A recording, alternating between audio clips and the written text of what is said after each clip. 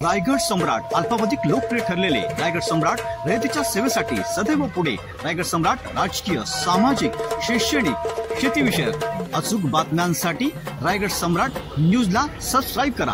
कामगार नेते महेंद्र शेठ घरत यांच्या मातोश्री स्वर्गीय यमुना तुकाराम घरत यांच्या 11व्या पुण्यतिथीनिमित्त यमुना सामाजिक शैक्षणिक संस्था शेलघर आयोजित यमुना स्त्री सन्मान 2025 पुरस्काराचे वितरण सोहळा शेलघर उलवे येथे पार। यावेळी लोकनेते रामशेठ ठाकूर यांनी उपस्थित राहून मातोश्री यमुना तुकाराम घरत यांच्या प्रतिमेचे दर्शन घेऊन सांस्कृतिक कार्यक्रमाचा आस्वाद घेत यमुना स्त्री सन्मान पारितोषिक अभिनेते मृणाल कुलकर्णी, शकुंतला रामशेठ ठाकूर, डॉक्टर कीर्ती समुद्रे, डॉक्टर गांधी आदी विविध क्षेत्रात काम करणाऱ्या स्त्रियांना यमुना सन्मान पुरस्काराचे वितरण करण्यात आले। यावेळी कामगार नेते महेंद्र शेठ घरत व रामशेठ ठाकूर यांनी आपले मनोगत व्यक्त केले। व्यासपीठावरती अनेक मान्यवर उपस्थित होते, तसेच अनेक स्त्रिया व पुरुष या कार्यक्रमासाठी आवर्जून उपस्थित होते। उपस्थित स्त्रियांना साडी चोळीची ओटी भरण्यात आली। प्रतिसाद द्यायचा आहे। प्रमदा दत्तात्रय म्हणून सन्मानित करण्यात आलाय। सावित्रीच्या लेखी पुरस्कार, लोकमत शक्तीपीठ पुरस्कार मूर्तीला आणि नाव आहे रुग्णालयाच्या प्रकल्पांची अध्यक्ष म्हणून भारत विकास परिषद आपल्याला स्त्री सन्मान, यमुना स्त्री सन्मान हा पुरस्कार प्रदान केला जातो। सन्मान हा खरं तर Mahendra Prakash institute of medical science and research या महाविद्यालयात पीजी अर्थात मास्टर ऑफ जनरल साठी द्यायचा आहे। ग्रुप फिस्ट स्पर्धेत प्रथम क्रमांकाचं पुण्यतिथी निमित्त महिलांचा सन्मान हा कार्यक्रमाचं आपण आयोजित करण्यात आलेला आहे आणि या कार्यक्रमासाठी या कार्यक्रमाचे अध्यक्ष ज्यांचा आदर्श घेऊन आम्ही चालतो माननीय रामशेठ ठाकूर साहेब, कधी खासदार होते, मोठे इंडस्ट्रियलिस्ट होते, परंतु आईकडे आल्याशिवाय नगरला चल महिना मला चहा प्यायला जायचं आहे, आईवर आपण जेवायचं, म्हणजे आई वडिलांना फार सन्मान दिला आणि आईची मी आम्हाला सांगितलं नाही काय करायचं तुम्ही, फक्त त्यांची जे त्यांनी केलं ते फॉलो करण्याचा प्रयत्न केला की आई वडिलांचा सन्मान जो करेल तोच माणूस खरा आयुष्यात यशस्वी होईल याचा आदर्श पाठ रामशेठ ठाकूर साहेबांनी दिला आणि निश्चितपणे आई वडिलांची एक प्रदीर्घ सेवा करण्याची संधी मला अनेक वर्ष मिळाली।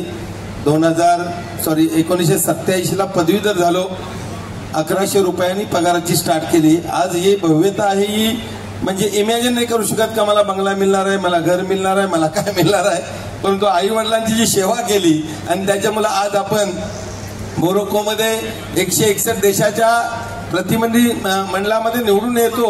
या सगळ्या कल्पना पलीकडच्या गोष्टी आहेत, पण आम्ही एकच सांगतो का जे काय आपल्याला मिळेल ती समाजाची सेवा केली पाहिजे, आई वडिलांना देव मानलं पाहिजे आणि त्याच्यातूनच आपण पुढे येण्याचा असा हा त्याच्यामुळे सन्मान मिळाला। तर ते 10 पटीनं वाढतात, 100 पटीनं वाढतात, 1,00,000 पटीनं वाढतात। ते सांगतात मी शिक्षक होतो, मग माझा पगार काय होता, तर 100 रुपये, 150 रुपये, 1000, 2000, आज माझ्याकडे करोडो रुपये आले। तर आज त्यांनी जेव्हा 125 कोटीच्या पुढे रयत शिक्षण संस्थेला दिले आणि ते जेव्हा याच्यामध्ये कॉन्ट्रॅक्टर झाले तेव्हा अनेक लोकांना त्याच्यामध्ये मदत करण्याची काम केली आणि म्हणून आम्ही तेच करतोय की आपण आज सन्मान करताना कोणाचा करतोय, मृणाल ताई कुलकर्णी आज इथं आलेले आहेत, त्यांचं नाव फार मोठं आहे, आपण अनेक वर्ष पाहतोय, अनेक वर्ष इंडस्ट्रीमध्ये काम केलं, जिजाऊंचा रोल सुद्धा त्यांनी केला, त्यांचा सन्मान करतोय। त्यांच्या शकुंतलताईच्या नावानं मोठं स्कूल उलवानोडला त्यांनी बनवलेलं आहे, त्यांच्या नावानं अनेक दोघांच्या नावानं देणग्या दिल्या, त्यामुळे शकुंतलताईच्या नावानं सुद्धा मोर दॅन 25-30 करोडची देणगी त्यांनी रयत शिक्षण संस्थेला दिलेली आहे आणि ती आमच्या गावची सुकन्या आहे।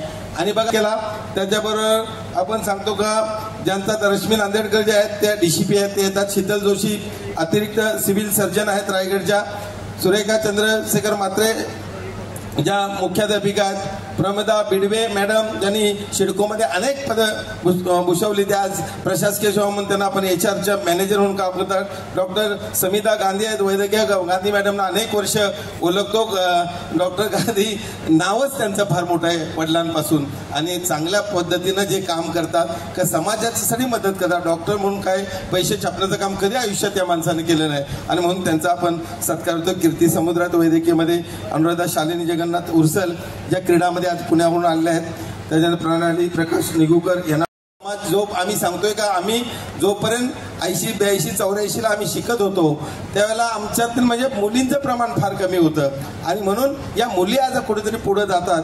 जसं आमच्या अस्मिता अभिजित पाटील आहे, अभिजित पाटलांची कन्या आहे, ती नॅशनल करते शूटिंगमध्ये. हे अनेक ज्याच्यामध्ये प्राची प्रियंका हरिचंद्र ठाकूर ज्यांनी आता तुमच्या समोर कला सादर केली, ह्या अनेक लोकांचा आपण इथं सत्कार करतो.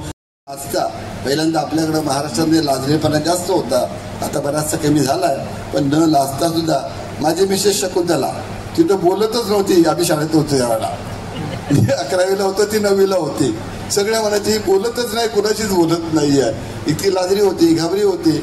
आता ते कार्यक्रमात जायला लागली आणि मग आता तिला आवड वाटायला लागली की नाही, आता बऱ्याचशा प्रोग्राममध्ये ते सहभागी होते.